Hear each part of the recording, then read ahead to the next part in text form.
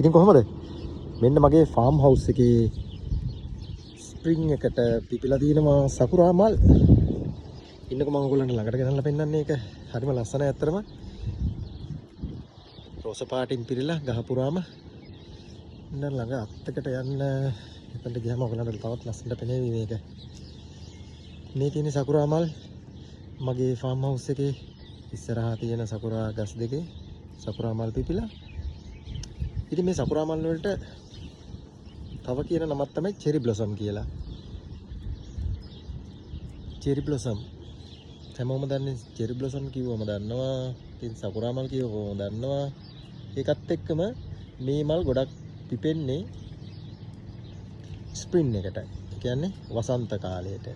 වසන්තයේ උදා වුණා කියලා තමයි මේකෙන් අපිට ඒගොල්ලෝ පෙන්වන්නේ සබහාදාම. සබහාදාම වසන්ත කාලයේ ඇවිල්ලා කියලා පෙන්වන්න තමයි සකුරා මල් ගේන්නේ.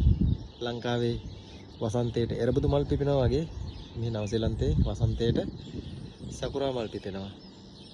ගොඩක් වෙලාවට මේ සකුරා මල් ඇත්තටම පාවිච්චි කරන්නේ මේ උද්‍යාන අලංකරණයට. එතකොට පාර දෙපැත්තේ දිගට වපලා තියෙනවා. ඉතින් මේ සකුරා යායක් මැද්දෙන් යනකොට ඇත්තටම කියන්නේ දිව්‍ය ලෝකෙට ගියා වගේ පුදුම ලස්සනක් තියෙන්නේ. ඉතින් මගේ මේ කැමරා කාචයට අහුවෙන මේ පුංචි ලස්සන දසුන මට හිතුණා ඔයගලන්ට පෙන්නන්න. ඒකත් එක්කම මේ වෙලාවේ දැන් ඇත්තටම චුට්ට හවස් වෙලා ඒකින්ද ඔයගලන්ට මේකේ තියෙන ෂයින් එක පේන්නේ නැති වෙයි.